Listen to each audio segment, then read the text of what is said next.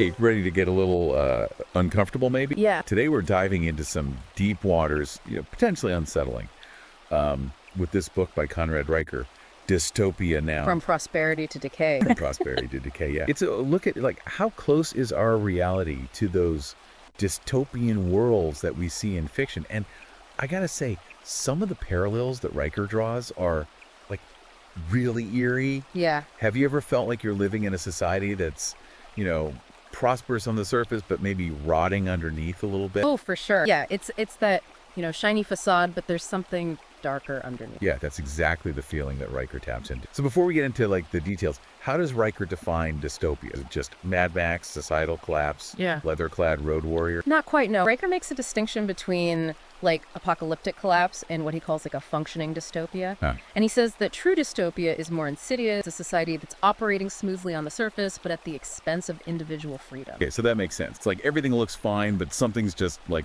fundamentally off. Exactly. And that's where those classic dystopian novels come in, right? You think about Orwell's 1984, Big Brother's watching your every move, or Atwood's The Handmaid's Tale. Women are completely subjugated, but they're functioning societies, just at a terrifying cost. Yeah, those are some intense examples for sure. So Riker's saying we might be inching closer to that kind of world. That's his argument. He calls it the paradox of prosperity. Oh, okay. We have more material wealth, more technological advancements than ever before, right? But people are stressed, they're anxious, they're just unhappy. It's like we're drowning in abundance, but starving for something more. Okay, hold on. Let's unpack that a bit. How does Riker explain that disconnect?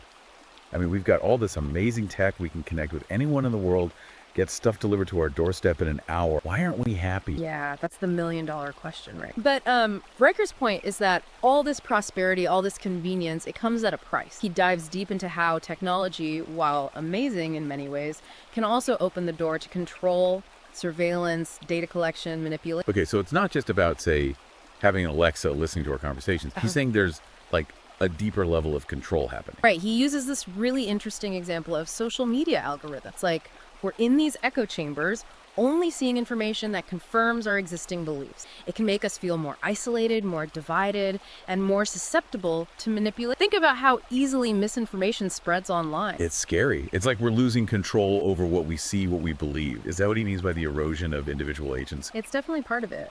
Riker argues that when we feel like we can't control our own information intake, our own decisions, it can lead to a sense of learned helplessness, like, we're just along for the ride, powerless to change anything. Whoa, that hits close to home. I know I felt that way, like scrolling through my feed and feeling overwhelmed. Like I'm being swept along by this current of information I can't control. Exactly. Yeah. And Riker connects this back to dystopian fiction. He argues that these stories often reflect our deepest anxieties about losing control, becoming cogs in a machine. So it's not just that technology is capable of control, it's that we're almost willingly giving up our agency, by being so reliant on it. That's a key part of his argument. He says that dependence on technology can lead to, like, a decline in critical thinking, this willingness to let algorithms make decisions for us. Okay, that's pretty unsettling. But he doesn't just talk about technology, right? He digs into the breakdown of the family as well. Right. He dedicates a whole chapter to what he calls the dystopian family. He argues that strong family units are often missing or intentionally broken in dystopian society. And he sees parallels to that in the real world. Definitely. Riker points to the rise of single-parent households and the way technology can isolate us from each other, even within our own families. So it's not just about, like, families literally being torn apart, but about a more subtle erosion of those bonds. Exactly. He talks about how we're so busy connecting with people online that we sometimes neglect those closest to us. It's like we're trading real, meaningful connection for these fleeting digital interactions. Yeah, that's a really interesting point. And kind of sad, too, honestly. It is. And Riker argues that this breakdown of the family unit has serious implications for society as a whole. It can lead to more instability, less personal accountability, and a weaker sense of shared value. That's pretty heavy stuff. And there's more, right?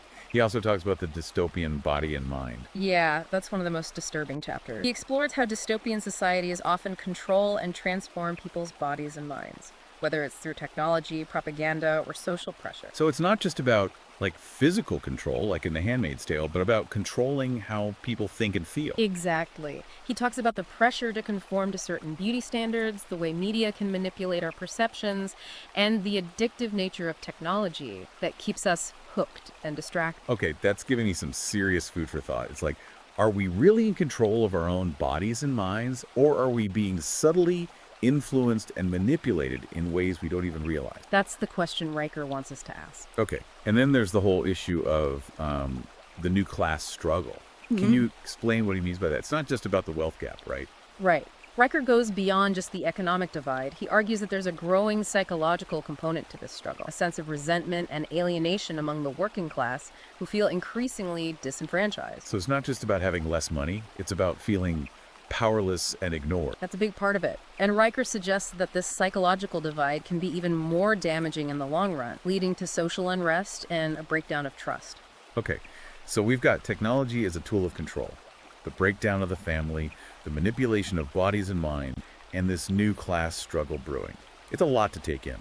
But I'm guessing Riker doesn't just leave us with this bleak picture, Craig. You're right, he doesn't. Riker argues that dystopian literature, while unsettling, can also offer a strange kind of hope. Hold on, how can stories about oppressive societies and loss of freedom be hopeful? I'm intrigued, but a little confused. Well, think about it this way. Many of these dystopian narratives, they highlight the resilience of the human spirit. They show us characters who resist control, They fight for freedom. They strive for a better future, even when things seem impossible. Okay, I see what you mean. It's like even in those dark worlds, there are sparks of defiance, people who just refuse to give in. Exactly. And Riker's point is that recognizing those themes of resistance in fiction can inspire us to challenge the dystopian trends we see in our own lives. So it's not just about escapism, it's about seeing how people fight back, even in fictional settings, and maybe finding some courage to do the same in our own world. That's a great way to put it. It's about finding those little acts of defiance, those moments where individuals say, no, I won't conform. That can keep hope alive. Okay, that's actually pretty inspiring.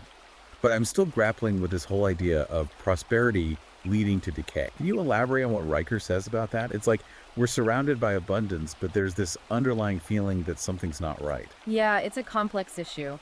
But Riker's argument is that this sense of decay comes from a lack of meaning, a spiritual emptiness that material wealth and technology just can't fill. It's like we're achieving so much, yet losing sight of what truly matters. I think a lot of people can relate to that. It's like we're working longer hours, chasing bigger houses, buying more stuff, but we're not necessarily happier for it. Is that what he's getting at? Absolutely. He argues that true prosperity goes beyond just material wealth. It's about finding purpose, connection, a sense of belonging. And those are things that are often lacking in our modern, hyper-individualistic society. Okay, so it's not about rejecting prosperity altogether, but about redefining what it means to be truly prosperous. And that includes things like strong families, meaningful relationships, and a sense of purpose beyond just acquiring more stuff. That's a great summary. Riker's book isn't about doom and gloom. It's about recognizing the potential pitfalls of our current trajectory and making conscious choices to create a better future. He wants us to wake up and say, hey, this isn't working, we can do better. That makes a lot of sense. But what does that look like in practice? What kind of choices are we talking about? Well, Riker suggests that we need to be more critical of the systems we live in, to question the narratives we're being fed, and to actively participate in shaping the world we want to live in. Okay, so it's about being more aware, more engaged, and maybe even a little rebellious. You could say that. He encourages us to challenge the status quo, to speak up for what we believe in, and to support causes that align with our values. I like that. It's not about passively accepting things as they are, but about actively creating a world that's more just, more equitable, and more aligned with our own sense of what's right. Exactly. And it doesn't have to be about grand gestures or radical revolutions. It can be about making small changes in our own lives. Choosing to disconnect from technology sometimes. Spending more time in nature, having meaningful conversations with loved ones, supporting local businesses, and just being more mindful of our impact on the world. Those are all things we can do right now without waiting for some big societal shift. And maybe those individual choices, multiplied across millions of people, can actually start to make a difference. That's the hope, isn't it? That by becoming more aware of the dystopian trends we see around us, we can make conscious choices to create a brighter future. A future that prioritizes human connection, meaning, and genuine well-being over mindless consumption and technological dependence. I like the sound of that. It's not about going back to some idealized past, but about taking the best of what we have and using it to create a future that's truly worth living in. That's a great way to put it. Riker's book isn't about predicting the future, it's about empowering us to create it. Now, one of the things that struck me about Riker's analysis is how he connects these dystopian themes to real-world events. He talks about the COVID-19 pandemic, for instance, and how it amplified that feeling of living in a dystopia. Yeah, it was a really interesting point. He talks about the lockdowns, the restrictions, the constant surveillance, and how it felt like a real-life dystopian novel unfolding before our eyes. Totally. It was like suddenly those fictional worlds we'd read about felt way too close to reality. And Riker argues that the pandemic wasn't just a one-off event, right? He sees it as a kind of preview of what could come, a world where our freedoms are increasingly restricted in the name of safety and security. Right. He doesn't shy away from the uncomfortable questions, like, are we willing to sacrifice our liberty for the promise of safety? It's a question that's at the heart of many dystopian narratives, and it's one that we need to grapple with in our own lives. It's a tough one. And he also ties the pandemic back to the idea of technology as a tool of control, right? Like how all that tracking and monitoring became normalized in the name of public health. Absolutely. He argues that the pandemic accelerated the trend of technological surveillance and that we need to be very careful about how much power we give to these technologies. It's like we traded some of our privacy for a sense of security, and now it's hard to get that privacy back. That's a key concern of Riker's. He argues that technology can be used for both good and bad, but that we need to be vigilant about how it's being used and who's controlling it. He's not anti-technology, but he's very aware of its potential to erode our freedoms and manipulate us. Okay, so we've got the pandemic as a potential catalyst for dystopian trends and technology playing a big role in that. But what about this whole idea of the erosion of truth? Riker talks a lot about that too, right? He does. He argues that in a dystopian society, truth is often the first casualty. Propaganda, misinformation, and the suppression of dissenting voices become the norm. It's like that saying, in a time of universal deceit, telling the truth is a revolutionary act. And Riker's saying we're seeing that play out in our own world. Exactly. He points to the rise of fake news, the polarization of the media, and the increasing difficulty of distinguishing between fact and fiction. It's like we're living in a world where everyone has their own version of the truth, and it's almost impossible to have a productive conversation. Yeah, that feels pretty familiar these days. It's like, how do you even have a debate when you can't agree on basic facts? And Riker sees this erosion of truth as a major threat to democracy. Absolutely. He argues that if we can't agree on a shared set of facts, then we can't hold our leaders accountable, we can't make informed decisions about the future, and we're vulnerable to manipulation and propaganda. That's scary stuff. So it's not just about technology and pandemics, it's about the very foundation of our society, the ability to trust information and have meaningful dialogue. Right. Riker argues that we need to be very careful about the sources of information we trust, to be critical thinkers, and to be willing to engage in respectful debate even when we disagree with others. He sees the erosion of truth as one of the most insidious threats to freedom and democracy. Okay, this is all pretty intense. But I'm curious, how does Riker suggest we push back against this trend? Like, what can we do as individuals to resist the erosion of truth? Well, he has a few suggestions. One is to support institutions that are committed to truth and accuracy, like independent journalism and scientific research. He also encourages us to be more discerning consumers of information, to check our sources, and to be wary of anyone who claims to have a monopoly on the truth. So it's about being more active and engaged, not just passively consuming whatever information comes our way. Exactly. It's about taking responsibility for our own information intake and being willing to question what we're told. Okay, that makes sense. But Riker also talks about the family as a key part of this fight, right? Like, how strong families can be a bulwark against dystopian trends. He does. He argues that strong families can provide a sense of stability, belonging, and shared values that can help us resist the isolation, alienation, and manipulation that are often prevalent in dystopian societies. So it's not just about individual actions, but about strengthening those social bonds and building communities that can support each other. Exactly. Riker sees strong families and communities as essential for creating a more resilient and humane society, one that's better equipped to resist the forces of dystopia. That's an interesting perspective. It's like we can't just fight back individually. We need to build those support networks, those webs of connection that can help us weather the storm. I think that's a key takeaway from Riker's book. He's not just offering a critique of dystopian trends, he's also providing a roadmap for building a better future.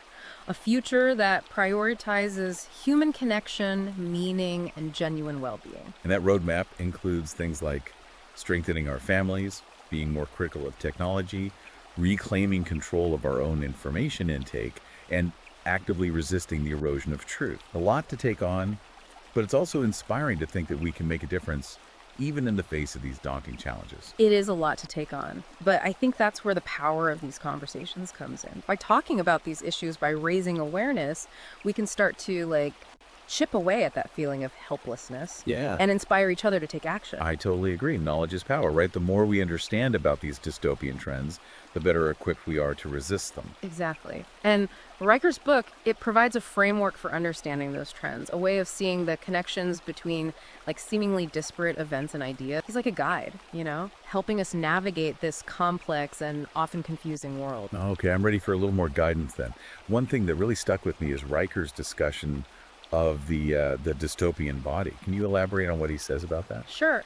Riker argues that in many dystopian societies, the human body, it becomes a site of control and manipulation. He points to examples like, The Handmaid's Tale, where women's bodies are literally controlled by the state, Right. used for reproduction without their consent.